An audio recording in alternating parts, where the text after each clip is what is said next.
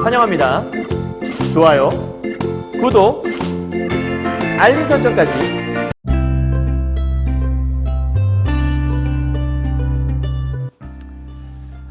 안녕하세요. 경화여고 1학년 독서와 문법 완전 정복 B반 C반 학생들 만나서 반갑습니다. 선생님은 세계 최강 국어쌤 조인수 선생님입니다.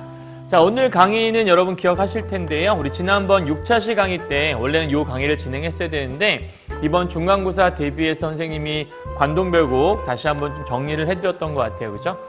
선생님이 여름방학 때 강의했던 내용이긴 하고, 그리고 유튜브에도 관동별곡 강의를 찍어놨었지만 한 번쯤은 현장 강의로 좀 중요한 것들 좀 짚어도 좋을 것 같다는 생각이 들어서 그때 1시간 반 동안 거의 한 100분이죠. 100분가량 쭉 한번 정리했을 거니까 부디 이번 중간고사 때 시험 관동별곡만큼은 다 맞았길, 선생님이 출제한 건 아니니까 뭐가 나왔을지 모르겠지만 그래도 여러분이 잘 봤으리라 믿어 의심치 않고요. 자, 이 강의는 이번 중간고사 끝나고 지금 아마 이 강의를 듣고 있다면 중간고사를 잘 끝냈을 거고 주말 시점이라 생각해요.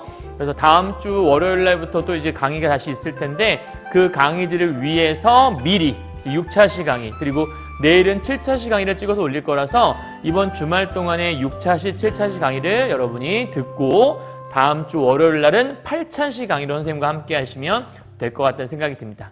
아시겠죠? 자, 그러면 오늘 첫 번째 제목은요. 선생님과 함께하는 이 독서와 문법 완전 정복 그 방과후 수업 교재에서 43페이지가 될 것 같아요. 오늘은 6차시 때 원래 우리가 하기로 했던 게 과학 지문 하나랑 기술 지문 하나 이렇게 하면 과학과 기술이 끝나거든요. 그리고 다음 시간에는 예술 파트에 대한 글을 2개를 함께 보게 되면 기본적인 그 앞에 독서 기본 파트가 끝나고요. 이제 좀 더 심화 파트로 이제 다음 8차시부터 들어가게 돼요. 특별히 이제 우리 문법 수업도 해야 되는데 사실 문법도 찍어줄까 하다가 중세 문법 파트가 앞에 쪽이거든요. 그래서 찍을까 말까 지금 고민 중에 있어요. 왜냐하면 중세 문법은 아무래도 좀 본강, 현강으로 되는 게 좋기 때문에 그래서 일단 오늘은 독서 지문만 찍고요. 내일 좀 고민해봐서 7차시 수업에서는 뒤쪽에 있는 문법을 좀 미리 할 수 있는 것들은 땡겨서 하고 중세국어 파트는 현강으로 진행하도록 이렇게 하는 게 좀 어떨까 싶은 생각이 들어요. 자, 오늘 인체의 자연치유력이라는 제목을 갖고 있는 과학 지문 하나 볼 건데요. 43페이지는 그리니까 혹시 주말 동안에 지금 여러분 글을 아직 문제를 안 풀었다면 잠깐 스탑 해놓으시고 문제를 풀고 그 다음 이 지문을 보셔야 합니다. 자, 일단 이렇게 본문이 진행될 거예요. 7번부터 10번까지 요거는 1학년 지문이고요. 선생님이 알기로 2019년 1학년 9월 모의고사 때 나왔던 지문인데 여러분 생각보다 과학 지문인데 많이 어렵진 않아요. 잠시 후에 보게 될 기술 지문은 조금 어렵긴 한데 1학년 지문이 이렇게 갈수록 좀 더 난이도가 있어지고 있다. 예전 2013년, 14년에 비하면 굉장히 난이도가 있어지고 있다는 거, 그리고 글도 점점 길어지고 있다는 거 명심하셔야 될 것 같아요. 자, 우리 먼저 뭐부터 확인하기로 했었냐면 문제부터 확인하기로 했었죠. 7번 문제 보니까 이런 게 있네요. 윗글의 표제와 부제로 가장 적절한 것은, 여러분 표제라고 하는 건 대표적인 제목을 얘기하는 거고요. 그것을 설명하기 위해서 부가적인 내용들이 무엇이 중점일까? 이런 내용이에요. 그러니까 이 글이 세포의 재생에 대한 글이냐, 인체의 자연 치유력에 관한 얘기냐, 질병 예방에 대한 얘기냐, 노화 방지에 대한 거냐, 자기 면역 방어에 대한 거냐. 그러니까 위에 쪽에 있는 표제가 가장 기본적인 핵심 주제라고 볼 수 있고요. 그 밑에 있는 부제라고 하는 건 그것을 설명하기 위한 세부적인 사항이라고 생각하시면 돼요.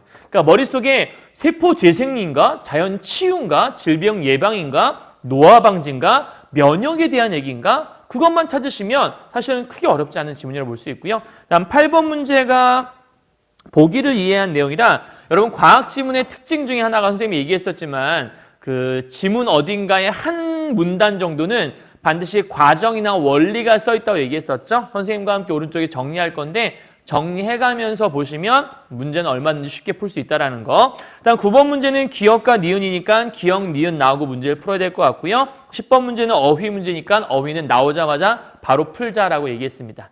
이해했죠? 자, 그러면 우리 함께 들어가 보도록 할게요. 참, 선생님이 이제 요거 잡아드리겠었는데 독서 지문 공부할 때 선생님이 여러분이 공부했다는 전제하에, 그러니까 지금 문제를 풀고 지문을 한번 봤어야 돼요. 그리고 나서 선생님이 이렇게 뿅 하고 보여주는 것들. 자, 선생님이 지금 이렇게 짚어주는 것들이 잠깐 좀 삐뚤어졌네요. 오케이.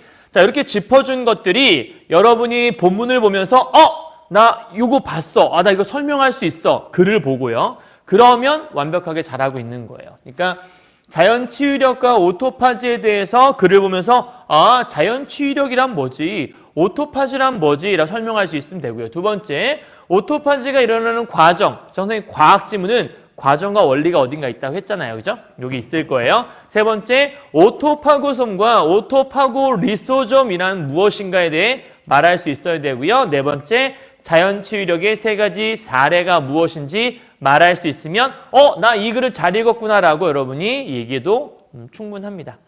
아시겠죠? 여기 살짝 조금 이게 치우친 것 같아서 잠깐 옆으로 좀 옮겨놓고 시작해 보도록 할게요. 잠깐만 옮길게요. 요 정도 가면 괜찮지 않을까 싶은 생각이 드는데 잘 보이나요? 오케이. 자, 그럼 시작해 보도록 합시다. 일단 1문단 우리 단락번호 붙이고 시작해야 되고요. 오늘 선생님이 줄을 최소한으로 그어왔어요.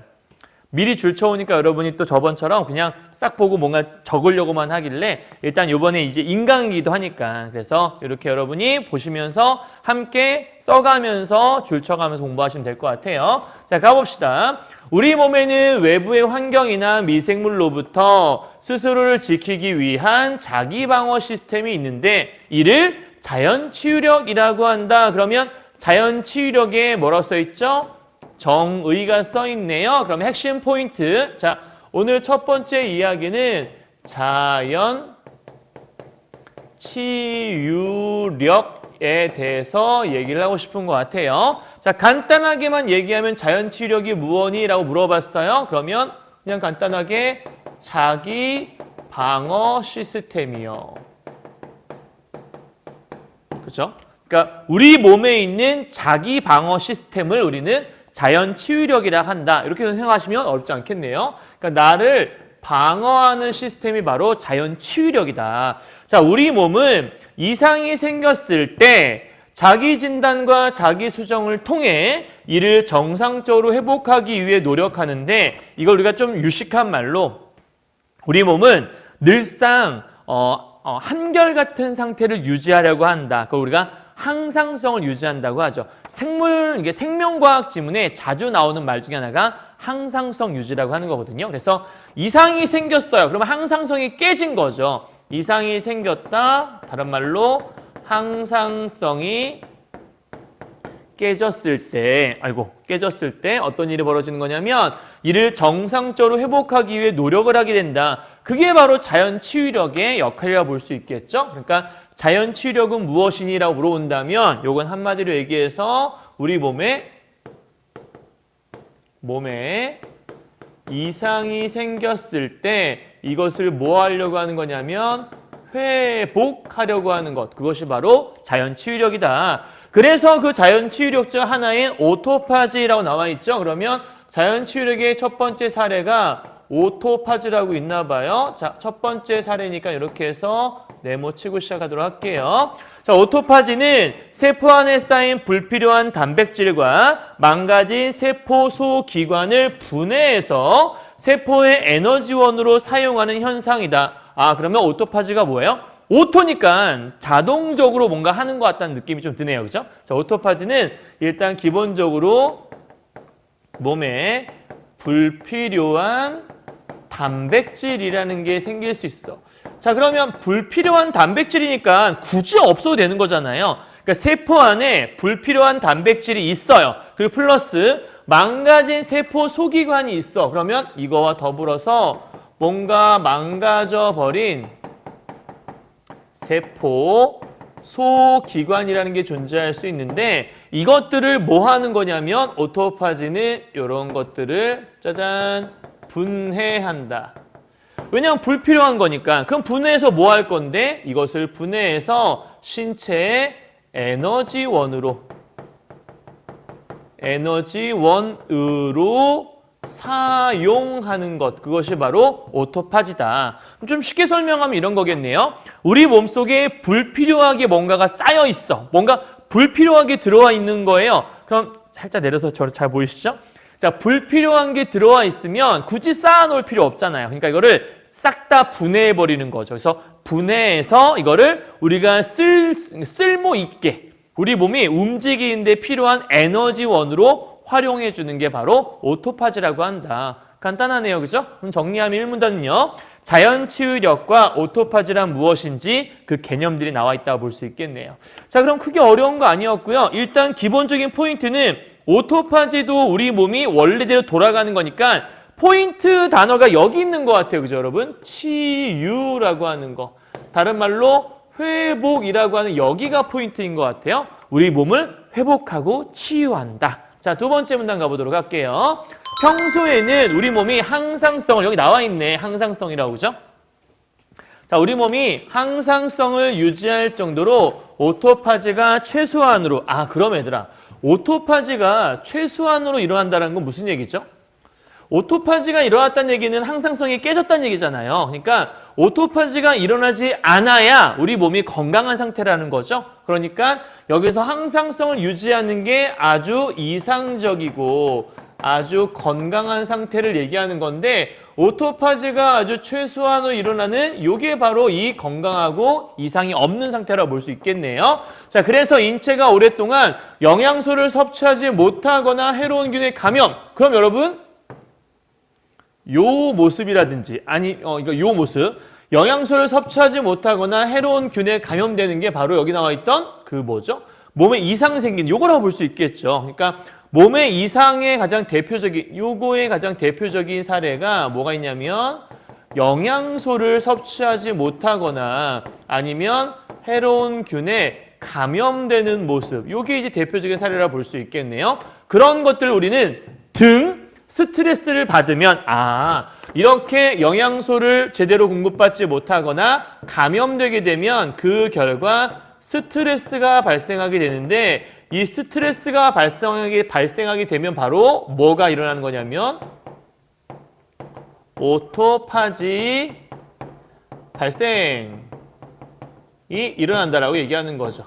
자, 위에랑 연결하면 이상이 생기면 그 이상한 것 때문에 오토파지가 일어나요. 왜? 회복하려고요. 간단한 예죠. 자, 예를 들어서 밥을 제때 먹지 않아 영양분이 충분히 공급되지 않으면 오토파지를 통해 생존에 필요한 아미노산과 에너지를 얻는다. 그러면 얘들아, 아미노산이라고 하는 것들 우리가 여기서 생존에 필요한 아미노산을 얻었다는 얘기는 아까 얘기했던 불필요한 단백질 요것들을 분해해서 만든 거라 볼 수 있겠네요. 이 외에도 몸속에 침투한 세균이나 바이러스를 오토파지를 통해 그럼 여기서 첫 번째 포인트 밥을 제때 먹지 않아 영양분 섭취 안 했어. 혹은 세균 바이러스 감염. 그러니까 이 두 가지가 가장 대표적인 내 항상성을 깨는 상태라고 볼 수 있겠네요. 자, 주제는요.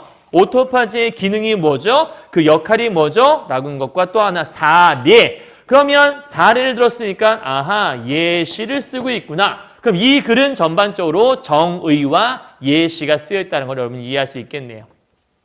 됐죠? 어렵지 않네요. 자, 3문단 가보도록 합시다. 그렇다면 오토파지는 어떤 과정을 통해 일어날까라고 질문을 했어요. 자, 이런 걸 우리가 다른 말로 문제 제기라고 해요. 여러분 독서 지문을 공부할 때 이렇게 질문을 던지잖아요. 그러면 그냥 던지지 않아요. 우리가 제일 무책임한 게 질문 던져놓고 안 듣는 거잖아요. 쉽게 말하면 이런 거죠. 야, 너 요즘 뭐 하고 살아? 그 다음에 막 자꾸 딴 거 해. 그러면 대답하는 사람이 되게 기분이 나쁠 수밖에 없죠. 그죠? 그러니까 뭔가 질문을 했다라는 건 그거에 대한 얘기를 내가 지금부터 하고 싶어 라는 얘기를 전제로 깔고 가는 거죠.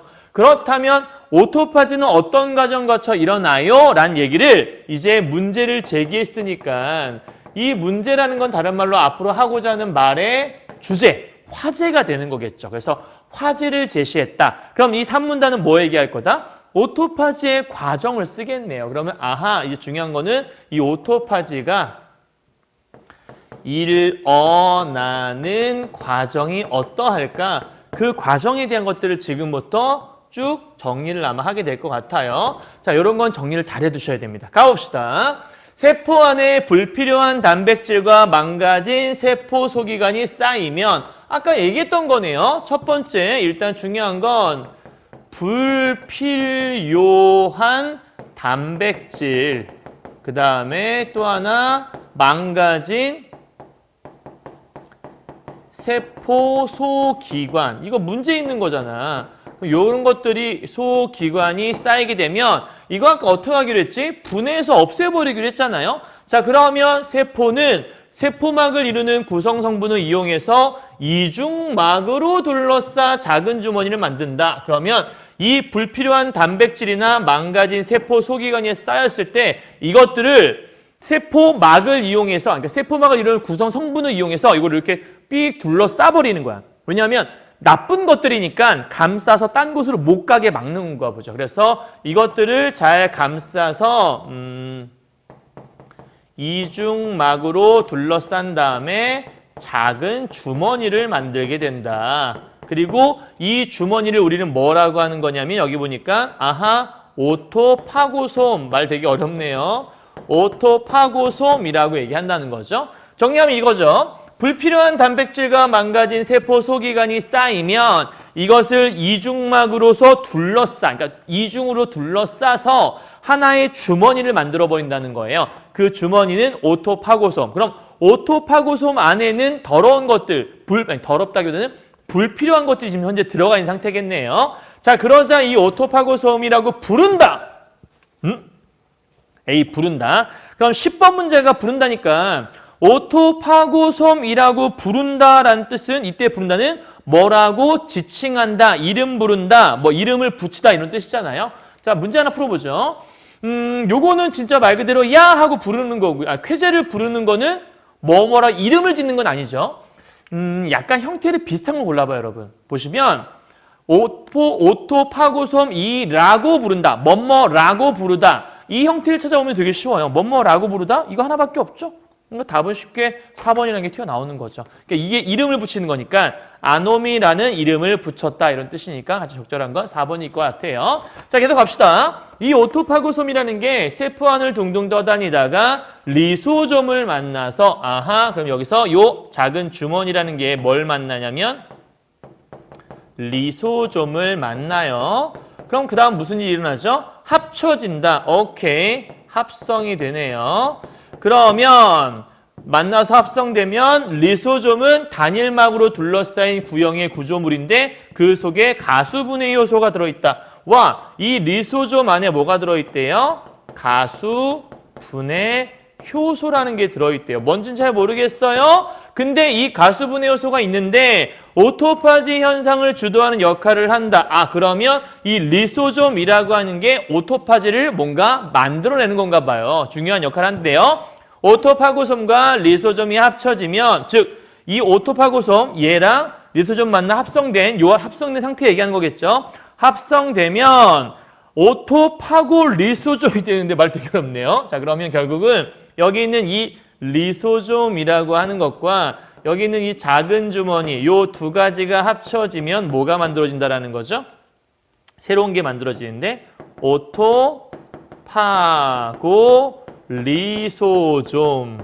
그러니까 오토파고까지고 거기에 리소좀이란 말이 붙은 것 같아. 그래서 오토파지 현상이기 때문에 오토파고솜이라고 했던 것 같고 오토파고솜과 리소좀이 만났으니까 오토파고 리소좀이라고 이름을 붙여서 그냥 만든 것 같아요. 그죠? 별거 없네요. 자, 그럼 이렇게 됐을 때 리소좀 안에 있는 가수분해 요소, 리소좀 안에 요거 있었잖아요. 이것이 오토파고솜 안에 있던 쓰레기, 그러니까 지금 현재 얘랑 만나는데 만나는 순간 얘가 될 건데 그 순간 리소좀 안에 있던 가수분해 효소가 이 작은 주머니 안에 뭐 들어있지? 불필요한 단백질과 망가진 세포 소기관 들어있잖아요. 얘네들을 뭐 하기 시작해? 잘게 부수기 시작해요. 좀 쉽게 설명해 보죠. 예를 들면 이런 거예요. 여기 있는 A라는 애와 B라는 애가 있어. 근데 A에게도 부하가 있고 B에게도 부하가 있는 거예요. 근데 A라는 애와 B라는 애가 만나서 둘은 되게 친하게 지내려고 하는 순간 밑에 있는 부하들 둘이서 약간 얘가 힘이 세고 얘는 좀 힘이 약한 애인가 봐. 그래서 자기 지금 현재 자기의 대장이 상대방 대장과 만나서 뭔가 좀 우열을 가렸으면 좋겠다는 생각이 들어. 그럴 때 내가 그래도 우리가 좀 더 힘이 세지 않을까? 결투를 해보는 거죠. 그랬을 때 얘가 좀 더 힘이 셌던 것 같아요. 그래서 얘를 싹 다 분해해서 잘게 부수기 시작을 했다. 이 리소좀이라는 놈이 좀 더 뭔가 좀 센 힘을 갖고 있는 것 같다는 생각이 좀 들기도 하네요. 자, 어쨌든요. 자, 그러면 이 가수 분해 효소가 다음 단계는요. 현재 가수 분해 효소가 뭘 하냐면 저 위에 있던 그 쓰레기들을 뭐 하기 시작해요? 분해하기 시작을 해요. 자, 그러면 분해가 끝나는 순간 막이 터져서 그 막은 뭐죠? 이 작은 주머니와 만나서 하나의 막을 냈을 텐데 그 막 안에 들어있던 잘린 조각들이 쏟아져 나온다. 그럼 이렇게 분해를 하는 순간 요 조각들이 쏟아져 나오게 되고 그리고 나서 이 조각들은 에너지원으로 쓰이거나 다른 세포 소기관을 만든다. 그러면 이 쏟아져 나온 것들이 두 가지 역할을 하는데 하나는 에너지원이 되기도 하고 또 하나는 다른 세포 소기관이네요. 소기관을 생성하는 데 도움을 준다. 이렇게 여러분 생각하시면 어렵지 않겠네요.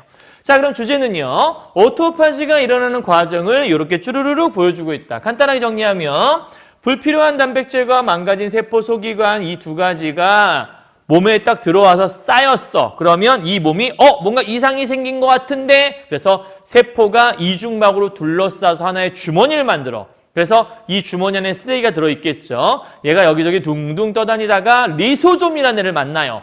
근데 리소좀 안에는 가수분해 효소라는 게 들어있고 둘이 짠 합쳐지는 순간 리소좀 안에 들어있던 가수분해 효소가 합쳐진 저놈의 몸속에 쓰레기가 들어있잖아. 야, 더러운 것과 함께 할 수 없지. 그래서 얘가 이 더러운 주머니 안에 있는 요 더러운 것들을 막 분해하기 시작해요. 그러는 순간 분해되고 나서 조각들이 밖으로 막이 터지면서 쏟아져 나오고 그 쏟아져 나온 것들은 쓰레기가 아니라 그것들이 다 에너지원이 되기도 하고 그러니까 분해하는 과정을 통해서 뭔가 이제 좋은 쪽으로 활성화가 되나 보죠. 그래서 에너지원으로 쓰이기도 하고 또는 다른 세포 소기관을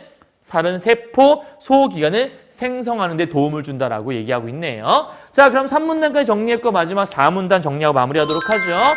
이러한 오토파지가 정상적으로 작동하지 않으면 얘들아, 오토파지가 작동하는 가장 큰 이유는 몸에 이상이 있던 걸 회복하는 거였잖아요. 근데 작동하지 않으면 당연히 뭔가 항상성 유지가 되지 않겠죠. 불필요한 단백질과 망가진 세포 소기관이 쌓이게 되면서 항상성이 무너져 노화나 질병. 이게 문제였네. 그러니까 오토파지라고 하는 것들은 뭘 막아주는 거야? 한마디로 얘기해서 이 오토파지는 일로 올까요? 노화나 질병을 방지해주는 역할을 하는 거다. 그죠? 방지.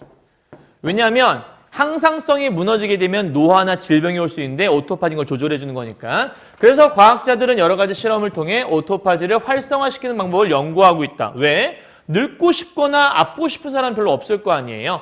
자, 또 하나 오토파지 이용의 병을 치료하는 방법을 찾고 있는데 자연 치유력에는 오토파지뿐만 아니라 또 있나 봐. 면역력도 있고 아포토시스 말 되게 어렵네. 자, 면역력이라고 하는 것은 질병으로부터 우리 몸을 지키는 방어 시스템이다. 오케이. 면역이 있다라는 건 우리가 뭔가 우리 몸을 지키는 힘을 얘기하는 거잖아. 나 면역이 생겼어. 더 이상 아프지 않고 질병이 들어올 수 없어. 한마디로 얘기하면 성이 생긴 거죠. 방패가 생긴 거예요. 자, 근데 아포토시스가 뭐냐? 개체를 보호하기 위해 비정상 세포, 손상된 세포, 노화된 세포가 스스로 사멸하는 얘들아 신기한 게 있는데 니은인데요. 니은이 뭐니? 아포토시스. 이름도 어떻게 또 아포토시스야. 아포토시스는 스스로 사멸해.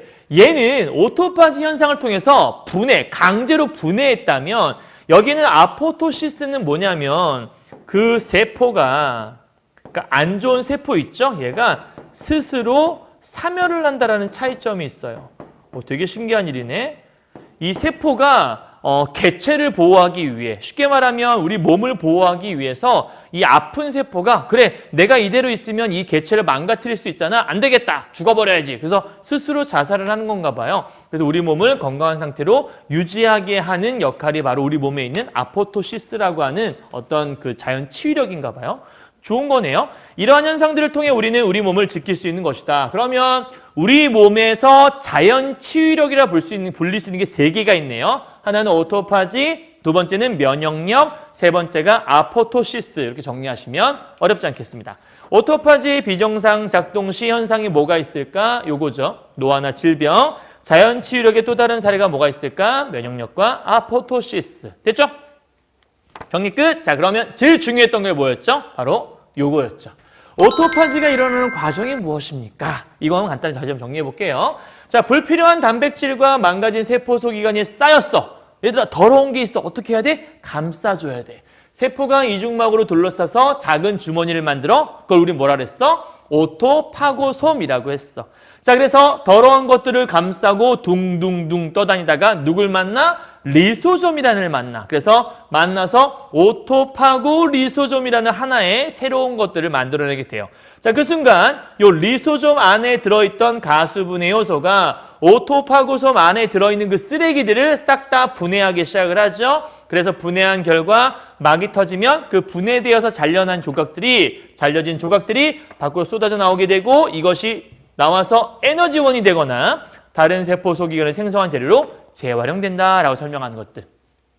됐죠? 자, 어렵지 않았어요. 간단히 정리하시고요. 자, 우리 문제 풀면서 마무리해 보도록 합시다. 1번 문제, 7번 문제네요. 요거 딱 보니까 제일 중요한 말이 뭐였죠? 키워드가 누가 뭐래도 요거였잖아요. 그러니까 답은 당연히 몇 번이에요? 2번밖에 없죠. 인체, 자연 치유력, 오토파지가 중심이었고요.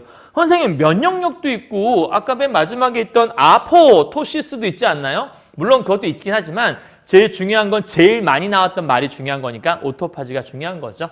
자, 8번 문제요. 요게 아마 지금 이건 것 같아요. 그죠? 자, 기억이 불필요한 단백질, 요거네요. 그죠? 요게 막 쌓였어. 1번. 세포 안에 불필요한 단백질과 세포 소기관이 쌓이면 오토파지 일어나겠군. 맞는 말이었네요. 2번. 자, 니은 오토파고솜이래요. 오토파고솜은 불필요한 단백질을 이중막으로 둘러싸서 만든 것들, 작은 주머니 만든 것들이 바로 아까 얘기했던 그 오토파고솜이었죠. 작은 주머니. 그다음에 오토파고솜과 디귿 결합. 얘랑 리소좀 결합. 오토파고솜과 리소좀 결합 맞네. 그러면 니은 안에 가수분해 요소가 기억을 잘게. 얘들아, 가수분해 요소가 잘게 분해하는 건 맞죠? 그런데 문제가 하나 있네요. 자, 니은 안에 가수분해 요소니까 니은은 오토파고솜. 그럼 가수분해 요소가 오토파고솜 안에 들어있는 건가? 오토파고솜 안에는 쓰레기들이 들어있었지. 이 가수분해 요소는 리소좀 안에 들어있었으니까 니은 안에라고 하면 안 되고 어디라고 해야 되죠? 디귿 안에라고 해야 되겠죠. 그러니까 답은 3번이 되는 거죠. 이렇게 잘 정리만 하시면 요걸 보고 다시 막 보면 왔다 갔다 하면서 문제를 풀 이유가 없다라는 거예요. 나머지 4번, 5번 읽어보시면 될 것 같아요. 자, 9번입니다. 오토파지와 아포토시스에 대한 설명이에요. 1번. 기억은 니은과 달리 세포 소기관보다는 개체를 보호하기 위해 일어난다. 얘들아, 니은, 아포토시스가 왜 있는 거지? 개체를 보호하기 위해서 면역력이, 자연 치유력이었잖아. 맨 마지막에 아까 우리 설명했었죠. 다시 한번 갔다 올게요. 미안해요. 저 앞에서 아포토시스는 개체를 보호하기 위해 있는 것들. 그렇다면 우리 방금 봤던 문제에서 여기 뭐라 써 있냐면 니은과 달리 개체를 보호한다? 니은도 개체 보호하는 건데 그럼 니은과 달리가 틀렸죠. 자, 적절한 골라야 돼요. 2번이요. 자, 니은 아포토시스는 오토파지와 달리 손상된 세포가 스스로 사멸함으로써 우리 몸의 항상성. 그치. 스스로 사멸하는 건 아포토시스밖에 없었지. 선생님 기억은요? 걔 스스로가 아니잖아. 강제로 분해했던 거니까. 답은 당연히 2번이겠네요. 그죠? 너무나 쉬웠네. 3번. 니은은 기억과 달리 우리 몸의 영양 공급이 부족하거나 바이러스가 침투했을 때 발생한다. 얘들아, 우리 몸의 영양 공급 부족하거나 바이러스 침투하면 자연 치유력이 생기는 거잖아요. 그거는 오토파지도 마찬가지로 해당하는 거니까 기억과 달리는 말이 안 되는 거죠. 그죠? 둘 다 해당하는 거죠. 기억과 니은 모두라고 해야 돼요. 4번. 기억과 니은은 모두 생존에 필요한 아미노산과 에너지를 다량으로 얻기 위해. 생존에 필요한 아미노산과 에너지를 다량으로 얻기 위해? 아미노산과 에너지를 다량으로 얻기 위해서 작동하는 게 이거야? 일부러 그런 거야? 가장 좋은 상태는 얘들아 항상성이 유지되는 거고 그거는 오토파지가 안 일어나는 게 좋은 거잖아. 근데 오토파지가 일부러 아미노산과 에너지를 얻으려고 막 일부러 일어나는 거야? 뭐 오토파지가 많이 일어나면 좋은 거야? 아니지. 아까 얘기했잖아. 항상성을 유지한다는 건 오토파지를 최소화하는 거라고. 여기 나와 있는 자연 치유력은 발생하지 않는 게 좋은 거죠. 되도록이면. 왜냐하면 항상 좋은 상태를 유지하고 있다는 거니까. 5번이요. 기억과 니은은 모두. 그러니까 이거는 말이 안 돼요. 작동 과정에서 세포가 분해되어 다른 세포 소기관을 만드는 분해된다라고 하는 것들. 작동 과정에서 분해된다라는 것들은 니은은 아니었죠. 니은은 스스로 사멸한다고 얘기했으니까. 자, 그럼 다 했고요. 10번 문제 다 바꿔 풀었으니까 넘어가 되겠네요. 자, 다음 지문입니다. 이번에는 기술 지문 가보도록 할 건데요. 페이지는 51페이지가 될 것 같아요. 제목은요. 하이라이트 레인지와 인덕션 레인지. 여러분 집에 인덕션이라고 하는 것들 하나쯤은 있는 사람들, 그러니까 여러분이 갖고 있는 건 아니지만 요즘에 집에 가스레인지보다 인덕션이 되게 많이 들어있잖아요. 선생님 집에도 있는데 인덕션이라고 아마 들어봤을 거예요. 이렇게 불을 켜면 이렇게 빨간색 쫙 달궈지는 이런 것들. 그래서 예전처럼 가스레인지는 막 불이 올라오는데 그러면 이제 어린아이들 같은 경우에는 잘 모르니까 막 불 만지다가 뜨겁게 되기도 하고 손을 대기도 하는데 인덕션 같은 경우에는 위로 불이 올라오는 게 아니니까 뭔가 화상을 입거나 하진 않죠. 물론 인덕션 같은 경우에도 여러분 아시겠지만 그 빨갛게 달아온 부분을 손으로 만지면 화상 입어요. 당연히 그죠? 그건 너무 당연한 건데 일반적으로는 만지지 않는 이상 화상 입을 가능성이 조금 적다라고 얘기할 수 있겠죠. 자, 그래서 오늘 인덕션에 관한 얘기를 하고 싶었던 것 같은데 하이라이트 레인지와 인덕션 레인지는 무엇인지 지금부터 함께 설명하면서 보도록 할 거고요.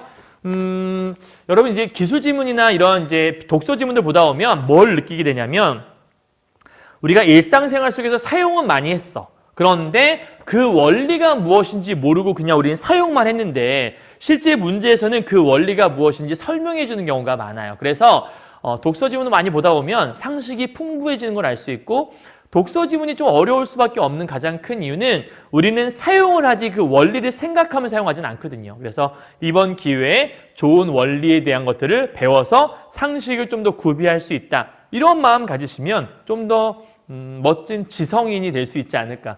선생님이 가지고 있는 많은 상식들도 대부분 좀 독서 지문통에 얻은 게 많긴 하거든요. 여러분도 그렇게 해보시면 좋을 것 같아요. 자, 일단 우리 문제부터 확인하기로 했으니까 지난번에 기술 지문 하나 자율주행 자동차 했었고요. 자, 두 번째 지문이네요. 4번 문제 보니까요. 직접 가열 방식과 유도 가열 방식이라는 게 있대요. 그러면 지금 못 풀어요. 이거는 이따가 기억과 니은 나왔을 때 그때 풀어야 할 것 같아요. 그러니까 여기다가 이따 정리를 잘 하면서 오케이 뭔가 좀 지울 만한 것들을 지울 수 있도록 하시면 좋을 것 같고요. 5번 문제는 그림이 하나 나와 있으니까 이것도 읽어봐야 할 것 같고 6번은 진짜 어려운 그래프처럼 써 있네요. 그죠? 지금 현재 여러분 이 페이지가 51페이지라고 했는데 문제 안 풀었으면 잠깐 멈춰둬야 돼요. 오케이? 멈춰두고 문제 풀고 지문 읽은 다음에 이해가 가든 안 가든 일단 문제를 풀고 틀려도 괜찮아요. 그 다음에 와서 이 지문 강의를 들으셔야 됩니다. 알겠죠? 자, 그러면 요 문제는 지문 읽어야 되니까 바로 읽으면서 시작해 보도록 할게요. 자, 그 핵심 포인트인데요. 아까와 마찬가지로 읽었다면 여기 있는 네 가지를 말할 수 있어야 됩니다. 자, 하이라이트 레인지와 인덕션 레인지를 비교할 수 있어야 돼요. 어떤 차이점이 있는지. 두 번째, 하이라이트 레인지의 장점과 단점은 뭐가 있고, 세 번째, 인덕션 레인지의 장점과 단점. 그럼 이 글 속에는 하이라이트 레인지와 인덕션 레인지의 장점과 단점이 써있나 보다 정도만 이해하시면 되겠고요. 네 번째, 강자성체, 자기 포화 상태, 자기 이력 현상, 자화, 잔류자기, 자기 이력 곡선의 의미. 말 되게 어렵지. 그러니까 우리는 인덕션 집에서 뭐 라면 끓여 먹거나 많이 해봤는데 거기에 잔류자기, 자기 포화 상태? 뭐야 이거? 그래서 어려워 보이는 거거든. 근데 겁먹지 말고 그냥 새롭게 좋은 지식 하나 배운다 생각하고 들어오시면 돼요. 자, 별거 없어요. 한번 가봅시다. 자, 1문답부터요. 자, 전기 레인지는 가스 레인지 말고 가스를 이용한 건 가스 레인지인데 이제 전기를 이용한 레인지. 그래서 우리가 보통 이제 가스 이용하지 않으니까 좀 더 안전할 수 있는. 자, 전기 레인지는 용기를 가열하는 방식에 따라 하이라이트 레인지와 인덕션 레인지로 나눌 수 있다. 그렇다면 오늘의 키워드는 전기 레인지인 것 같은데 여기다 좀 적어볼까요? 오늘의 키워드는 전기 레인지를 얘기하고 싶은 것 같은데 이 전기 레인지를 두 가지로 구분해 볼 수 있나 봐요. 하나는 뭔가 봤더니 방금 우리가 얘기했던 하이라이트 레인지라는 게 하나 있고요. 두 번째는 인덕션이라는 레인지가 하나 있다. 이렇게 두 개 구분할 수 있다 이런 뜻이겠죠. 자, 이 두 개를 어떻게 구분하는 건데 용기, 가열, 방식에 따라 이렇게 두 개로 구분할 수 있다. 이렇게 얘기하고 있네요. 자, 첫 번째 하이라이트 레인지는 상판 자체를 가열한다. 그러면 하이라이트 첫 번째 특징 상판 자체를 가열해요. 이렇게 얘기했어요. 그래서 발생시키는 직접 가열 방식이다. 오케이. 그러면 하이라이트 같은 경우에는 직접 가열하는 방식이고 요게 이제 우리가 기역이라고 했네요. 그죠? 자, 그 다음에 상판을 가열하지 않고 똑같은데 살짝 차이점이 있네. 얘는 상판을 가열하지 않아. 그럼 직접 하는 게 아니잖아. 그럼 어떻게 할 건데? 상판 가열하지 않고 전자기 유도 현상을 통해서 용기에 자체적으로 열을 발생시킨다. 그럼 얘 포인트는 어떻게 하는 거래? 유도 현상을 이용하는 거래. 그래서 얘를 우리가 뭐라고 하는데 유도 가열 방식이라고 얘기를 한다라는 거예요. 그렇죠? 그러니까 얘는 직접 빨갛게 가열을 시키는 거라면 얘는 열을 발생할 수 있도록 유도를 하는 거예요. 그렇죠? 그러니까 얘는 직접 불을 뗀다고 생각하면 되고요. 그다음 얘는 너도 할 수 있어. 열 내봐. 그래서 열을 낼 수 있도록 도와주는, 내가 막 불을 질러주는 게 아니라 열을 낼 수 있도록 도와주는 게 바로 이쪽 방식이라고 얘기하는 건가 봐요. 자, 그러면 1문단 주제는 되게 쉽네요. 전기 레인지의 두 가지 방식, 직접 가열 방식 대 유도 가열 방식에 대한 걸 설명하고 있다. 그러면 우리 첫 번째 문제가 1번의 기역. 기역은 유도 전류를 이용해서 근데 유도 전류 이용한 건 여기 유도 현상이니까 얘 아닐까? 그럼 기역은 얘고 여기 있는 인덕션이 얘가 니은일 거니까 1번의 기역은 유도 전류를 이용했다는 말은 말이 안 맞는다. 그죠? 그러니까 다시 돌아와서 여기 어디였지? 요거 기역은 유도 전류를 이용해서 음기 가열한다. 기역은 유도 전류 아니죠. 다음 2번이요. 니은은 상판을 가열해서. 근데 상판 가열하는 거는 여기 얘잖아. 기역이니까 1번과 2번 둘 다 틀렸다. 그죠? 오케이? 되게 쉽게 해결했네요. 자, 그럼 계속 가볼게요. 2번 문답입니다. 두 번째.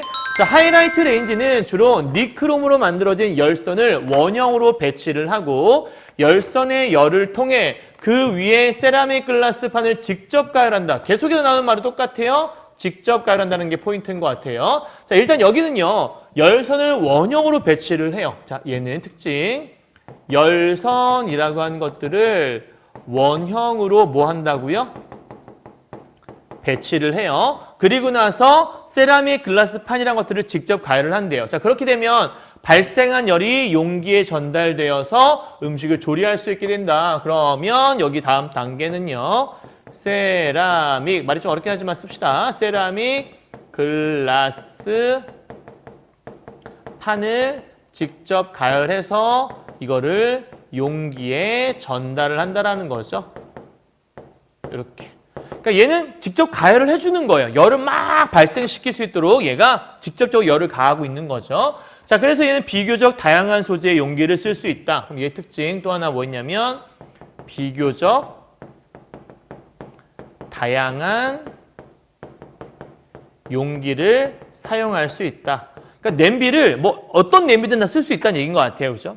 여러분 혹시 아는지 모르겠지만 인덕션은 인덕션 전용 냄비가 있어요. 근데 하이라이트 같은 경우에는 전용 냄비뿐만 아니라 많은 것들을 쓸 수 있다는 거죠. 이게 되게 편하겠죠? 아무거나 써도 되는 거니까. 흔히 말할 때 가스레인지에 쓸 수 있는 냄비들도 그냥 갖다 쓰면 되는 것 같아요. 자, 그다음에 에너지 효율이 낮아. 여기까지는 좋은 것 같았는데. 쓸 수 있지만 이런 거니까 요 앞에까지는 장점이었던 것 같은데 에너지 효율이 낮아. 대박. 에너지 효율이 낮다라는 것들은 에너지가 잘 발생이 안 된다라는 거잖아. 그러니까 이 결과 조리 속도가 뭐해? 느려. 왜냐하면 에너지가 막 불타올라야 뭔가 빨리 음식을 만들 텐데 불이 천천히 잘 이렇게 가열이 잘 안 되니까 조리 속도가 느릴 수밖에 없겠죠. 그리고 상판의 잔열로 인한, 그러니까 상판에 열이 잔잔하게 남아있나 봐. 그래서 그 잔열로 인한 또 하나 잔열로 인해서 화상의 우려가 있다. 우려가 있다. 뭔가 안 좋은 게 좀 많다. 그죠? 그러니까 이 뒤쪽은 단점인 것 같아요. 그럼 하이라이트 레인지의 장점과 단점이 이렇게 써 있구나라고 어렵지 않네요. 자, 하이라이트 레인지의 가열 원리는 무엇이고 장단점이 무엇이었는지 간단하게 써 있습니다. 됐나요? 여기까지요? 자, 그러면 여러분 보죠. 일단은 4번에 3번 보니까 기억은 니은에 비해 상대적으로 화상의 위험이 작다. 얘는 얘에 비해서 화상 위험이 작다 했는데 화상 우려가 높다며. 그러면 당연히 안 되겠네. 그럼 3번도 틀렸다라고 얘기할 수 있겠다. 오케이? 여기까지 이해했나요? 자, 그러면 2문단까지 얘기했으니까 3문단 가보죠. 자, 인덕션 레인지 이제 이쪽인가 봐요. 자, 표면이 세라믹 글라스판. 똑같네 이거는. 세라믹 글라스판 되어 있는 건 똑같은 것 같아요. 자, 그 밑에 나선형 코일. 아하, 여기는 일단은 세라믹 글라스판까지는 똑같은 것 같은데 이 판 아래 밑에 코일이라는 게 존재하네요. 자, 이제 코일이 포인트예요. 코일. 자, 그래서 전원이 켜지면 자, 첫 번째 이제부터 간단하게 좀 써보도록 할게요. 첫 단계는 일단 전원이 켜져야 돼요. 전기니까. 전원이 켜지면 씁시다. 자, 전원을 온. 전원 온 시켰어요. 이렇게 있으니까 또 이상하다. 온이니까 영어로 쓰자. 온. 글씨가 왜 이러지? 잠깐만. 살짝 뿌리고. 살짝 뿌려서. 전원이 켜졌다. 전원을 온 시켰어요. 자, 그랬더니 코일에 2만 헤르츠 이상의 고주파 교류 전류가 흐르면서 자, 그러면 전원을 켜게 되면 어떤 일이 벌어져요? 전류가 발생해요. 그렇죠? 근데 이 전류는 고주파 전류예요. 주파수가 되게 높은 건가 봐요. 자, 그래서 그 주변으로 1초에 2만 번 이상의 방향이 바뀌는 교류 자기장이 발생한다. 와우. 전류가 발생하면서 그 결과 교류 자기장이 발생을 하게 되네요. 그러니까 지금 여긴 좀 복잡하다. 얘에 비해서. 얘는 간단하게 그냥 직접 가열하면 끝이었는데 얘는 직접 가열하는 게 아니라 열을 낼 수 있도록 아까 유도하는 거라고 얘기했잖아. 스스로 뭔가 열을 낼 수 있도록. 그래서 얘는 전원이 들어가면 전류가 발생하게 되고 전원을 켰으니까 그러면 교류 자기장이라는 게 발생을 한다는 거죠. 자, 그 위에 도체인 냄비를 놓으면 자, 발생했어. 그리고 거기다가 뭘 놔?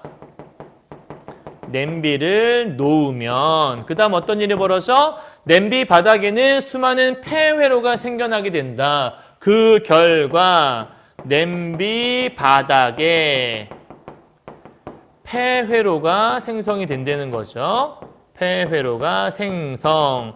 자, 그러면 그 회로 속에서 소용돌이 형태의 유도 전류인 맴돌이 전류가 발생하는데 전류 중에 막 맴도는 게 있나 봐요. 그래서 그 결과 맴돌이 전류가 발생을 하게 되는데 좀 복잡하다. 맴돌이 전류가 발생을 하게 된다.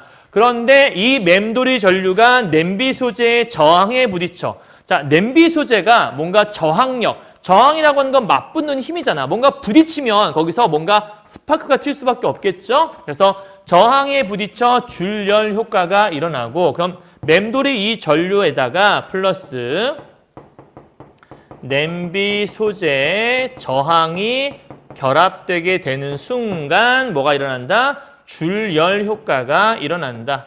그럼 줄열 효과가 뭐인지는 여러분 책에 친절하게 줬죠? 자, 뭐라고 써있냐면 줄열 효과라는 게 도체에 전류를 흐르게 했을 때 도체의 저항 때문에 열 에너지가 증가하는 현상. 내가 뭔가 돌려는 힘이 있는데 이걸 누군가 막으려고 해. 그래서 막는 힘과 부딪혀서 그 결과 열이 발생한다 이런 뜻인 것 같아요. 자, 그러면 줄열 효과는 결국은 이걸 통해서 열이 발생하는구나. 결국 열이 발생하는 건 똑같은데 여기는 열을 아예 그냥 바로 예를 들어서 이쪽은 아예 그냥 가열을 해서 불을 떼줬다면 얘 같은 경우에는 좀 복잡한 과정을 통해서 얘가 열을 낼 수 있도록 도와줬네요. 자, 이때 맴돌이 전류의 세기는 나선형 코일에 흐르는 전류의 세기. 요 아까 처음에 있는 코일 있죠? 이 코일에 흐르는 전류의 세기에 비례한다. 그러니까 전류의 세기는 전류의 세기에 비례하는 거니까 나선형 코일에 전류를 세게 보내면 이 맴돌이 전류가 세게 흘러서 그럼 아마 열도 많이 발생하지 않을까요? 그것만 기억하면 될 것 같아요. 그럼 3문단 주제는요. 인덕션 레인지의 가열 원리가 무엇인지 설명을 했네요. 자, 우리 지금 여기까지 보면 알 수 있는데 하이라이트는 원리가 간단하고 장단점 바로 나왔거든. 근데 인덕션 같은 경우에는 원리에 대한 것만 이렇게 길어. 근데 아직 장단점은 안 나왔잖아. 그러면 이 글은 뭐가 중점이란 걸 알 수 있냐면 인덕션이 좀 더 중점이란 걸 알 수가 있어요. 그렇죠? 좀 더 가보죠. 인덕션 레인지의 가열 원리는 강자성체의 자기 이력 현상과도 관련이 있다. 자, 그럼 우리 문제 하나 풀고 마무리합시다. 일단 4번 보니까 기억은 니은과 달리 빠른 시간 안에 용기를 가열할 수 있다. 자, 얘는 얘에 비해서 빠른 시간 내에 용기를 가열할 수 있어? 근데 얘 아까 뭐라 그랬지? 조립 속도가 느리다고 얘기했잖아. 그러면 빠른 속도라고 볼 수 없겠네. 그럼 일단 답은 아마 5번 가능성이 좀 클 것 같아요. 그죠? 근데 5번이 뭐라 했냐면 니은은 기억보다 사용할 수 있는 용기 소지에 제약이 많다. 아까 얘가 비교적 다양한 용기 사용 가능하다 그랬잖아. 근데 얘랑 좀 반대인 것 같죠? 그렇다면 당연히 이쪽은 좀 덜 할 것 같아요. 아직 정확히 나오지 않았지만 그 정도만 이해하면 될 것 같네요. 자, 계속 가보죠. 인덕션 레인지의 가열 원리니까 우리 여기 살짝만 지울게요, 여러분. 하이라이트보다는 인덕션이 좀 더 중요한 것 같으니까 인덕션에 대한 것들을 외치고 좀 더 정리할게. 여기 살짝 지우고 나서. 자, 인덕션 가열 원리는 뭐에 따라서 얘기할 수 있냐면 강자성체라는 것과 연결할 수 있나 봐요. 강자성체는 자성체인데 강한 건가 봐요. 자기 이력 현상과 관련이 있는데 그럼 이게 이제 오늘의 포인트겠죠. 일반적으로 물체는 자 일반적으로니까 잠깐 여기 나오는 그 인덕션 잠깐 제껴두고 일반적인 케이스라고 봐야 돼요. 그러니까 여기도 강자성체 이게 아니라 지금은 일반적인 케이스. 자기장의 영향을 받으면 자석의 성질을 갖게 되는데 이것을 자화라고 한다. 그러면 여러분 자화라는 하나의 개념이 나왔어요. 자화는 뭐예요? 자기장의 영향을 받아서 무슨 성질 띠는 거? 자석의 영향인데 미안해요. 자석의 성질을 띠게 되는 것. 그러니까 여러분 이게 어떤 거냐면 그렇게 생각하시면 돼요. 어렵지 않은데요. 예를 들면 그 클립 같은 거 있잖아요. 클립 같은 거를 자석에다 오래 붙여 놓잖아요. 그런 상태에서 클립에서 자석을 떼도 그 클립을 다른 쇠에다 붙이면 붙어요. 다른 쇠. 그러니까 그 클립이 잠깐의 자석의 성질을 띠게 되는 거죠. 그게 요거 얘기하는 거예요. 그러니까 자석에 붙어 있던 게 자석의 성질을 띠게 되는 것들. 그게 이제 하나의 일종의 이 자화가 된 거라 볼 수 있는데 이 자화된 물체를 자성체라고 한다. 아, 그러면 이 자화, 그러니까 자석 성질을 지닌 걸 우리는 자화라고 하는 거고 이 자화의 성질을 갖고 있는 걸 이 자화된 물체를 우리는 뭐라고 해? 얘를 자성체라고 한다. 그러니까 자성체가 한마디로 뭐인 거야? 자석의 성질을 띠게 된 물체인 거죠. 아까 얘기했던 클립을 자석에 붙였다가 자석을 뗐는데도 불구하고 그 클립을 다른 클립이 되니까 클립이 여기 붙어. 우와, 신기하다. 왜 그런 거죠? 자화를 통해 자성체가 된 거죠. 자, 자성체의 자화 세기는 물체에 가해준 자기장의 세기에 비례하고 그러면 이 자성체라는 것들의 자화 세기라는 게 있는데 자화 세기가 뭐죠? 자석의 성질의 세기를 얘기하는 거겠죠? 자, 이것은 무엇에 비례하냐면 자기장의 세기에 비례한다. 자기장 세기에 비례한다. 쉽게 말하면 자기장 세기가 세면 셀수록 자석의 성질을 강하게 띈다는 거겠네요. 자, 커지다가 일정 값 이상으로는 더 이상 커지지 않게 되는데 이를 자기 포화 상태. 포화는 이미 넘쳐 흐른다는 뜻이잖아. 그래서 여기서 또 하나 중요한 개념이 뭐냐면 자기 포화 상태라고 하는 건데 자기 포화 상태가 뭐인 거죠? 얘는 한마디로 자화 세기가 더 이상 커지지 않는 상태를 얘기해. 그치? 그러니까 자기장의 세기가 커지면 커질수록 자화의 세기가 커질 텐데 한도 끝도 없이 커지냐? 아니야. 일정 정도 커지게 되면 더 이상 넘치지 않을 만큼 포화 상태가 되면 더 이상 넘치지 못하고 거기서 더 이상 커지지 않게 된다. 거기를 우리는 자기 포화 상태라고 한다. 그러니까 쉽게 말하면 먹을 거 먹다가 맛있는 게 계속 와. 계속 먹다가 어느 순간 되면 도저히 못 먹겠어. 그 상태가 포화 상태인 거죠. 자, 이때 물체에 가해준 선생님 비유가 너무 약간 문과적인가요? 이과적인 설명하고 있는데. 자, 물체에 가해준 자기장의 세기를 줄이면 자와의 세기도 줄어들기 시작하는데 왜요? 비례한다고 했으니까. 자기장의 세기가 올라가면 자와의 세기도 올라가듯이 얘를 줄이면 당연히 얘도 줄어들겠죠.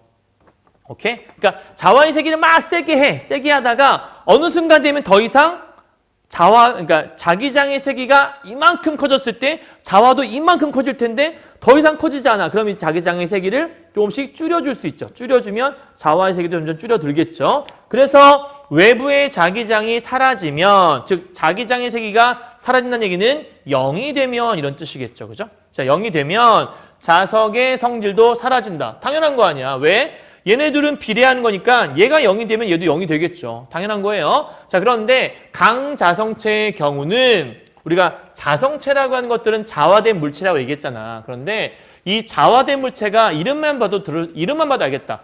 강자성체니까 강한 자석 상태인 거야. 그죠? 그러니까 얘는 외부 자기장의 세기가 줄어들어도 자화의 세기가 상대적으로 천천히 줄어들어. 쉽게 말하면 자기장의 세기가 100이 됐어.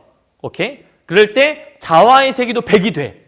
그래서 자기장의 세기가 50이 되면 자화의 세기도 50이 되고 자기장의 세기가 0이 되면 얘도 0이 돼야 정상인 건데 강자성체의 경우에는 자석 성질을 많이 띠잖아. 그러니까 자기장의 세기가 100에서 50이 되었는데 강자성체는 자석 성질을 많이 띠게 되니까 50만큼 떨어지지 않고 한 70만큼은 떨어진다는 얘기야.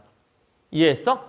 그럼 이런 추세에 따르면 자기장의 세기가 0이 돼도 강자성체는 0이 안 될 거야. 아마도. 그치? 왜냐면 얘는 빠르게 줄어드는데 얘는 천천히 줄어들고 있으니까. 그래서 외부 자기장이 사라져도, 즉 0이 되어도 어느 정도 자화된 상태를 유지하게 된다는 게 특징이라는 거죠. 그러면 이때 아까 얘기했던 강자성체의 특징.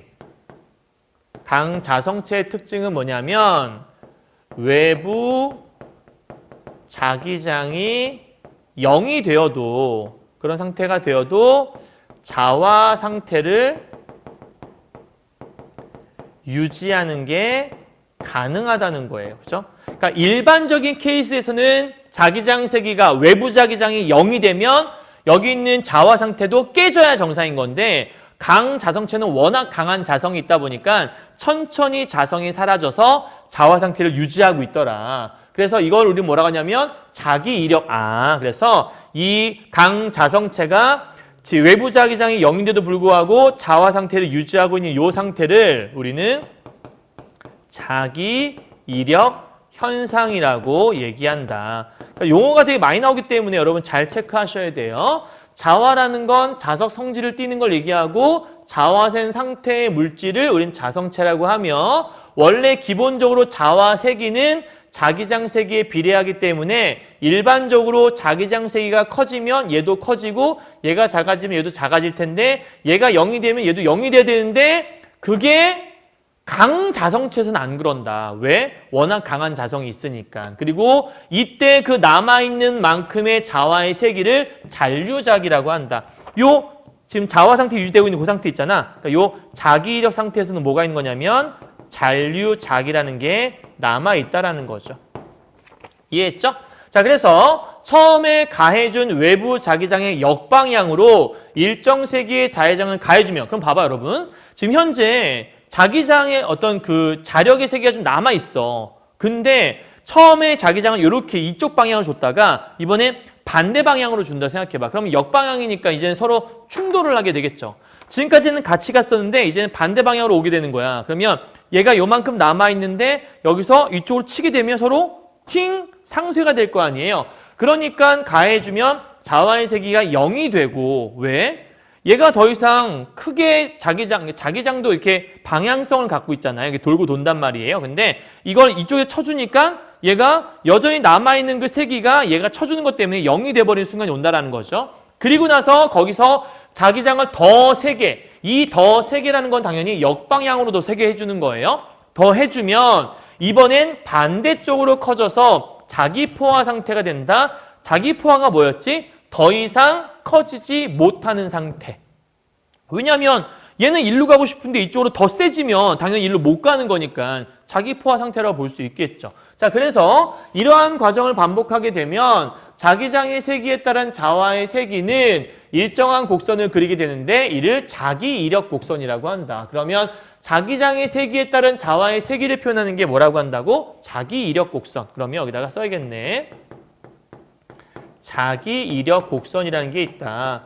우리 아까 뭐라 그랬냐면 이 자기 이력 곡선이라고 하는 것들이 인덕션을 설명할 때 필요한 건데 이 자기 이력 곡선이 뭐야?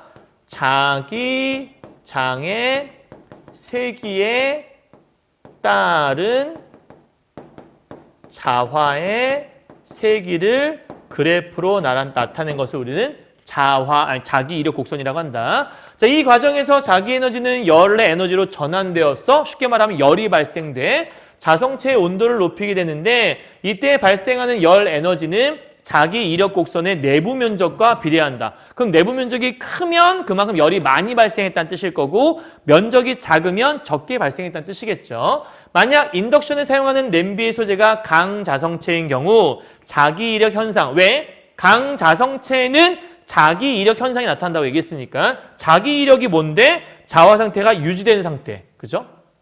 오케이. 자, 냄비에 추가로 열이 발생하게 된다라고 얘기하네요. 그러니까 뭐 열이 계속 남아있다는 뜻일 거니까 이해했죠, 여기까지? 자, 그럼 주제요. 인덕션 레인지와 강자성체의 관계는 무엇인지에 대해서 이렇게 설명해주고 있는 거. 무엇을 통해서? 자기 이력 현상을 통해서. 자, 그러면 지금 계속해서 인덕션 레인지에 대한 것도 되게 자세하게 설명을 해줬어요. 여기까지만 정리하면 이런 거예요.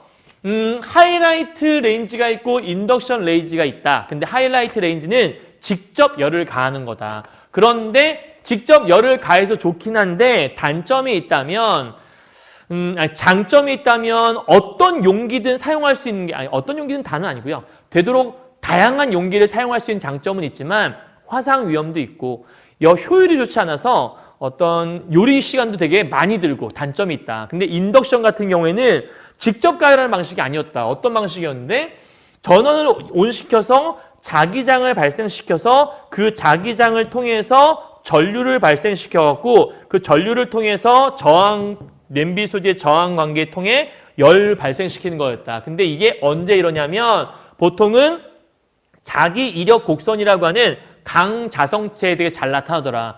그러면 생각해보면 인덕션 레인지에 쓸 수 있는 냄비는 아마 강자성체로 되어 있는 냄비를 써야 할 거야. 그치? 그래야 가장 효율이 좋을 거니까. 그래서 강자성체 얘기는 여기 있는 내용이 다 끝이었으니까 기억하시면 될 것 같아요. 자, 마지막 5문단입니다. 이러한 가열 방식 때문에 인덕션 레인지는 음식 조리에 필요한 열을 낼 수 있도록 소재의 저항이 크면서 강자성체 용기를 사용해야 한다는 제약. 맞잖아. 그치? 맞네. 강자성체를 이용해야만 하는 거니까. 왜? 맴돌이 전류랑 냄비 소재의 저항이 크면 클수록 빵 부딪혀서 열이 많이 발생할 거니까. 그래서 고주파 전류 사용하기 때문에 조리 시에 전파에 얘들아 일단은 강자성체를 용기를 사용한다는 제약이니까 이게 단점이야. 다음 두 번째 단점은 조리 시에 전자파에 대한 우려가 있어. 이것도 단점인 것 같아. 그치? 단점이 두 개나 있네. 아까 얘의 단점은 단점 많았구나, 얘도. 얘 단점은 아까 뭐 조리 시간이 좀 길다, 효율이 좀 떨어진다, 화상 위험이다 이런 거였는데 이건 반대네. 요건 이렇게 돼 있는 것들. 그러니까 지금 얘의 장점이 다양한 용기 사용이었는데 얘의 단점은 반대로 요거네. 근데 반대로 에너지 효율이 높아. 얘 장점이죠. 그래서 순식간에 용기에 가열돼.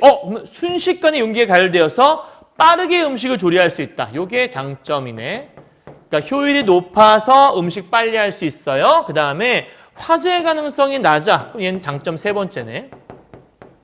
그리고 화상 등의 화상으로부터 안전해. 요게 장점 네 번째라고 볼 수 있겠다. 그러니까 장점도 되게 많다. 그럼 이것만 보면 인덕션을 이용해야 되는 이유가 뭔지를 우리가 좀 더 쉽게 알 수 있다라고 얘기할 수 있겠네요. 이해했나요? 자, 그러면 5문단 주제는요. 인덕션 레인지의 장단점에 대해 쓰고 있으니까 다 정리했다고 볼 수 있겠습니다. 이해했죠? 자, 그러면 우리 공부했으니까 뭔가 정리를 좀 해야 될 거 아니에요? 정리 한번 해보고 넘어가도록 하죠. 자, 하이라이트 레인지하고 인덕션 레인지 어떤 차이점이 있냐? 열심히 지금 막 공부를 하겠는데 머릿속에 정리가 안 되면 공부 하나 안 하니까. 자, 첫 번째 하이라이트 레인지 어떤 거야? 상판 자체를 가열한다라고 얘기했어. 반면에 인덕션 레인지 어떤 거야? 상판 자체를 가열하지는 않는다고 얘기했어. 그럼 직접 가열 안 하면 어떻게 할 건데? 전자기 유도 현상을 위해서 그래서 유도 가열 방식을 이용하고 얘는 직접 가열 방식이라고 얘기했었죠. 하이라이트 레인지 어떻게 했었지? 세라믹 글라스판을 직접 가열해서 열을 용기에 전달한 다음에 음식을 조리했다. 다양한 소재의 용기 사용 가능해서 장점이 있었지만 효율 낮고 속도도 낮고 화상 위험성이 있다는 단점이 있었다. 반면에 인덕션 레인지 같은 경우에는 상판 자체를 가열하는 건 아니었다. 그럼 뭐 하는 거였어? 전자기 유도 현상을 이용해서 하는 거였다. 그리고 강자성체의 자기력 현상과 관련되어 있는데 이게 무슨 말이었는데? 강자성체의 용기를 사용했을 때 훨씬 더 좋은 효과를 낼 수 있었다. 그게 뭐였는데? 강자성체 같은 경우에는 자기장의 세기와 전류의 세기가 비례하는데 자기장이 0이 되어도 여전히 자성이 남아있어서 그 남아있는 열 때문에 열을 추가로 발생시켜주더라. 추가로 발생하도록 만들어주더라. 그래서 강자성체가 좀 좋은 역할을 했었다라는 얘기였죠. 전원 켰어. 코일에 고주파 전류가 흘러 교류자기장이 발생해 냄비 놓으면 그 폐회로가 발생하면서 맴돌이 전류가 발생하게 되고 냄비 소재의 저항에 부딪혀서 줄열 효과가 일어나는데 이때 중요한 건 코일에 흐르는 저주파 전류가 크면 클수록 여기는 맴돌이 전류가 커진다. 비례한다고 얘기했던 것 같아요. 그러니까 코일에 전류를 강하게 흘려주면 흘려줄수록 열이 많이 발생할 수 있다는 뜻이었어요. 자, 고주파 전류를 사용하기 때문에 전자파 우려가 있고 강자성체 용기만 사용해야 되는 거니까 단점이 있었지만 반대로 이러한 장점들이 있었다. 정리 다 했었습니다. 됐죠? 여기까지? 자, 그러면 정리 다 했으니까 우리 문제 풀고 이제 마무리 한번 해보도록 할게요. 자, 일단 4번 문제요. 다 했는데 우리 아까 5번이었던 것 같아. 니은 유도가열 방식 인덕션은 기억 하이라이트보다 사용할 수 있는 용기 소재에 제약이 많다. 그치? 얘 제약이 있었잖아. 그러니까 답은 5번이겠네. 자, 5번 문제 봅시다. 보기에 전기 레인지가 뭐냐라는 거야. 맴돌이 전류 딱 보자마자 뭐야 얘 인덕션이잖아. 요걸 딱 여러분이 얘기할 수 있어야 돼요. 여기 밑에 쓸까요? 잘 안 보이죠? 인덕션. 그러니까 그림을 딱 보자마자 얘 인덕션이잖아. 어떻게 할 수 있어? 교류자기장 써있고 그다음에 맴돌이 전류 써있고 코일 써있잖아. 코일 나오면 무조건 인덕션이지. 그치? 자, 그러면 1번부터 A. 코일에 고주파 교류 전류가 흐르면 코일에 고주파 전류가 흐르면 B가 만들어지지. B. 교류자기장. 요게 흐르면 교류자기장 만들어지네. 여기도 하나의 과정과 원리라고 볼 수 있네. 아까 얘기했던 과학과 기술 지문은 이런 게 나온다 얘기했었죠? 자, 1번 맞네요. 2번 B의 영향. B가 뭐죠? 교류자기장의 영향을 받으면 C의 바닥에 D가 C, 냄비 바닥에 맴돌이 전류. 그러면 교류자기장의 영향 때문에 냄비 놓으면 냄비 바닥에 폐회로. 그것 때문에 맴돌이 전류. 맞네요. 그죠? 얘가 흐르면 얘 밑에 이게 흐른다라는 거. 다음 3번 C 소재의 저항이 커지면 C 소재가 냄비인데 얘 저항 얘잖아요. 그죠? 얘가 커지면 B 교류자기장 세기가 커지겠다. 교류자기장은 전류가 발생해서 그 결과 생기는 게 얘잖아. 그러니까 저항이 크다고 얘가 세지나? 그건 알 수 없지 않니 얘들아? 그러니까 얘는 고주파 전류가 발생해서 그 결과 교류자기장이 만들어지는 건데 얘 때문에 얘가 되는 건데 왜 저항이 커지면 얘가 커지지? 이건 말이 안 되는 거잖아. 그러니까 인과관계가 없어요. 그죠? 그러니까 얼핏 생각하면 맞는 것 같은데 저항이 커지니까 뭔가 세지지 않을까? 이건 여러분 생각이고요. 글 속에서는 다를 수 있으니까 답은 3번이 될 수밖에 없어요. 4번 D의 세기, 맴돌이 전류의 세기는 A, 코일에 흐르는 전류의 세기에 비례한다. 아까 얘기했잖아. 여기 세기야, 여기 코일에 흐르는 그 전류 세기랑 맴돌이 전류 세기는 비례한다고 얘기했었어요. 다음에 5번이요. D가 흐르면 맴돌이 전류가 흐르면 C, 냄비 소재의 저항에 의해 열이 발생한다. 아까 얘기했잖아. 이 저항과 맴돌이 전류 둘이 이렇게 해갖고 줄열 효과. 요 줄열 효과 얘기하는 거죠. 됐죠? 그럼 답은 3번이에요. 자, 마지막 6번 문제 풀고 이제 마무리하도록 하겠습니다. 여러분, 요게 좀 어려울 수 있었는데요. 문제 안 푼 사람들은 이거 반드시 풀고 그다음 선생님 설명 들으세요. 왜냐면 그래야 의미가 좀 있어요. 자, 일단 보시면 그림이 좀 어려워 보일 수 있어요. 이게 과학을 잘 못하시는 친구들은 더더욱 어려울 수밖에 없고 이게 무슨 말이야? 라고 얘기할 수밖에 없어. 근데 일단 정보를 좀 추리해보면 아까 맨 마지막에 그런 거 있었어. 요게 일단 기본적으로 자기 이력 곡선 나왔고 아까 면적이 넓으면 넓을수록 열이 많이 발생한다 이런 얘기 있었거든. 마지막 5문단에서 아니 4문단이구나. 4문단에 그런 얘기 있었지. 자기 이력 곡선의 내부 면적과 발생한 열 에너지가 비례한다. 그러면 지금 A와 B니까 요게 지금 이 실선이 A인 거고 요 안에 있는 요 점선이 B인 거예요. 그러면 누가 봐도 요 A에 관한 면적이 훨씬 넓죠? 그러니까 여기서 하나 알 수 있는 건 A의 열 에너지가 B의 열 에너지보다 크다라는 걸 알 수 있어. 쉽게 말하면 A가 훨씬 더 열이 많이 발생한다는 거 요건 우리가 하나 체크해 볼 수 있겠네요. 여기까지 이해했죠? 자, 그럼 1번부터 가보자. 외부 자기장이 사라져도 이게 무슨 얘기죠? 외부 자기장이 사라진다는 건 0이 된다는 얘기죠. 그럼 자석의 성질을 지닌다는 점에서 이게 아까 자성체, 강자성체 특징 아니었어? 점에서 A와 B는 모두 인덕션 레인지 용기의 소재로 적합하겠군. 자, 이 표를 좀 보자, 여러분. 이게 여러분 그냥 보면 잘 모를 수 있는데요. 자, 보세요. 일단 화살표를 보면 이게 이렇게 가고 있죠? 이렇게 화살표 갔다가 그 다음 화살표는 이쪽, 여기 일로 가고 있으니까 여기서 아마 이렇게 가는 것 같아요. 그죠? 방향이요. 그러니까 이렇게 흘러가고 이렇게 흘러갔다가 이렇게니까 1번, 다음에 2번, 다음에 3번 이렇게 방향이 이렇게 흘러가고 있는 것 같아. 얘도 마찬가지인 것 같지? 현재 지금 기억, 그 다음에 아이고, 쏘리. 이거 기억이 아니죠? 일단은 요거 긴 거 이렇게 해서 요게 기억, 그죠? 여기 기억. 그 다음에 이렇게 가는 얘가 니은, 다시 요로 오는 게 디귿. 이런 것 같아요. 그러니까 지금 요렇게 얘는 여기서 요렇게 간다고 볼 수 있을 것 같아. 어떤 표현인지 이해 갔죠? 자, 그러면 얘가 보면 요렇게 가는 건 무슨 의미냐? 자기장의 세기가 커질수록 자와의 세기가 커지고 있는 거잖아. 그러니까 요게 요렇게 갈수록 요렇게 그래프가 가고 있으니까 요렇게 갔어. 그만큼 여기 있던 게 요만큼 커졌으니까 여기를 기점으로 해서 여기 점까지만 딱 보시면 이만큼 커지는 동안에 요만큼 커졌다는 걸 알 수 있잖아요. 그래서 자기장의 세기가 커지니까 자와의 세기가 커지고 있네. 근데 이게 쭉 커지다가 여기서 다시 요 반대로 내려가고 있잖아. 쉽게 말하면 자와가 이렇게 커지다가 더 이상 커지지 않고 있잖아요. 그러니까 아마 요 지점이 자기 포화 상태라고 하는 더 이상 커지지 않는 그 시점인 것 같아요.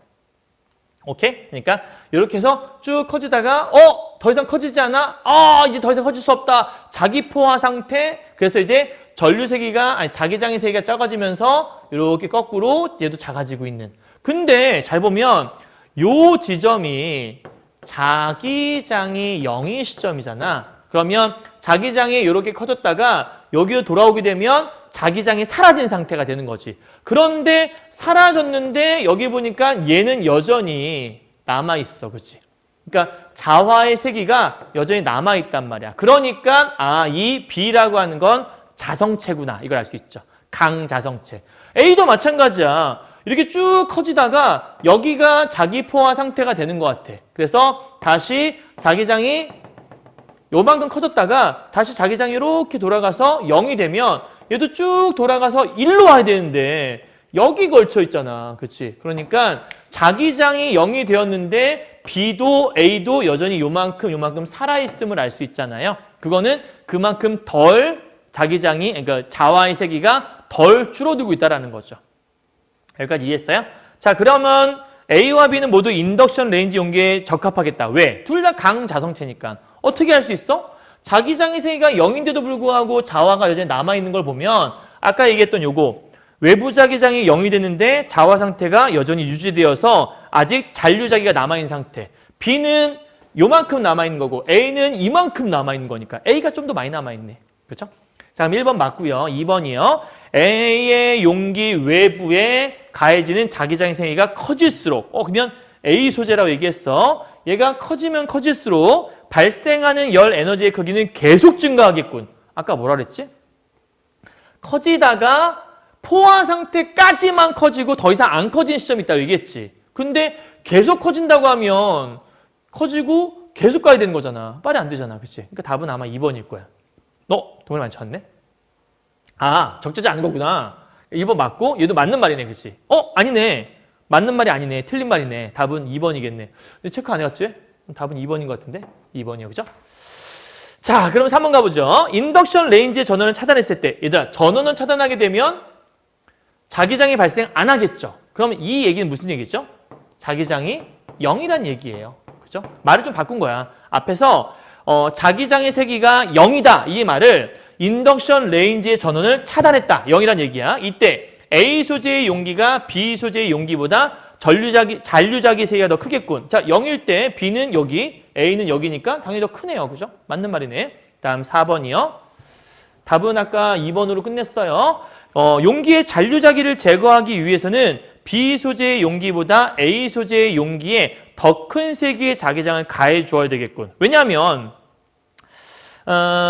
A 소재가 좀 더 많은 잔류자기가 남았잖아. 그럼 더 많이 남아있으면 더 세게 반대 방향으로 쳐줘야 이게 다 사라질 수 있을 거 아니에요. 그러니까 당연히 A 소재에 더 큰 자기장을 가해 주어야 되는 거겠죠.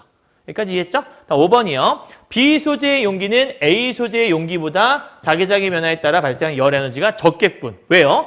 B는 면적이 요거밖에 안 되잖아. 근데 A는 이만큼이나 되잖아.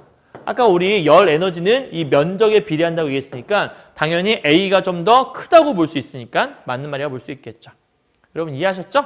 자, 요 표가 조금 어려웠을 수 있는데 요거 글 잘 읽으시면 크게 어렵지 않으니까 잘 파악해 보시면 될 것 같고요.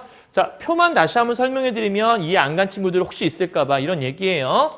자, 일단 여기서 출발. 자기장의 세기가 커져요. 그러면 이렇게 해서 같이 커져요. 자, 커졌어. 근데 요 시점에 왔을 때 더 이상 뻗어가지 못하는 걸 보면 요 지점이 자기 포화 상태라는 걸 알 수 있어요.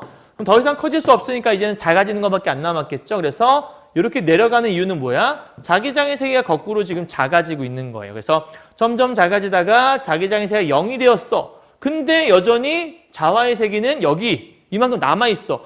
그럼 이만큼 자화가 남아있다는 얘기는 강자성체여서 외부 자기장이 0인데도 불구하고 천천히 작아지다 보니까 자화 상태가 여전히 유지된 상태라는 걸 얘기해요. 그죠? 그러니까 이게 여전히 유지가 되고 있으니까 그 자성을 없애야 될 거 아니에요. 근데 여러분 보세요. 0 기점으로 여기서 이제 마이너스잖아요. 여기서 마이너스 플러스의 관점은 뭐냐면 마이너스는 방향을 바꾼다는 뜻이에요. 자기장이 이렇게 흐르다가 이제 반대 방향으로 흐른다는 뜻이거든요. 그러니까 이쪽이 이제 반대 방향이라고 생각하시면 돼요.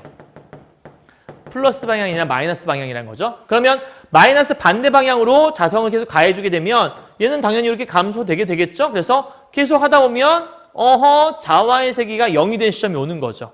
자, 0이 됐어요. 그 이후로도 계속해서 자기장 반대 방향으로 흘려주게 되면 또 이렇게 작아지게 되겠죠. 근데 문제는 이게 주게 되면 얘는 반대 방향으로 커지는 중인 거예요. 그러다가 반대 방향으로 커지다가 요 시점 되면 또다시 더 이상 커지지 않는 시점이 되는 거죠. 그러니까 지금 여기 시점도 또 하나의 자기 포화 상태가 돼요. 그럼 또다시 이제 반대 방향으로 이렇게 흐를 수밖에 없는 거죠.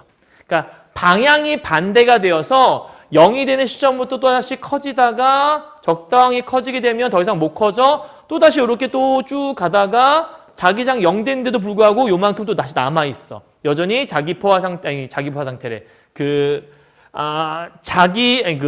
자화 상태가 여전히 유지되어 있는 상태니까 또다시 이번엔 반대 방향 플러스 방향으로 방향 전류를 가해주면 또 얘가 이렇게 0을 향해 가게 되는 거겠죠. 자, 0 되고 나서 통과되면 또다시 이렇게 올라가는 거예요. 이해했죠? 자, 이렇게 생각하시면 어렵지 않을 겁니다. 자, 여기까지 정리 끝. 다 했습니다. 자, 오늘 선생님이 지금 그 방과후 수업 때문에 선생님이 지금 6차시 강의를 이렇게 해드렸는데 오늘 공부한 거 여러분 그 과학 지문 하나, 기술 지문 하나 이렇게 본 거예요. 사실 혼자 공부하기 좀 어려울 만한 지문이었던 게 두 번째 있는 이 자기장 지문이었거든요. 근데 막상 해보고 나면 그렇게 어렵진 않은데 이 자기장이나 어떤 물리에 관한 지식이 전혀 없는 친구들은 꽤 어려웠다라고 얘기할 수도 있을 거예요. 그러니까 선생님 설명 잘 들어보시고 꼭 여러분 거를 만드시고 마무리하시면 좋을 것 같아요. 자, 아까도 얘기했지만 문법에 관한 파트는 우리 중세국어 강의할 거라서 중세국어는 이번 이제 2학기 기말고사 때 또 시험 범위에 중세국어 파트가 들어가잖아요. 그러니까 훈민정음부터 해서 문제풀이까지 선생님과 수업 시간에 하는 게 기말고사 준비할 때 좋을 것 같으니까 일단 요 보충 강의 통해서는 독서 강의만 좀 듣고 마무리하도록 하겠습니다. 자, 고생하셨고요. 우리 시험 잘 끝내고 우리 다음 주에 뵙도록 하겠습니다. 아, 참, 오늘 6차 시간이고요. 주말 동안에 7차 시간까지 함께 들어야 돼요. 잊지 마시고, 알았죠? 자, 고생하셨습니다, 여러분. 이번 중간고사 정말 수고 많으셨어요. 안녕!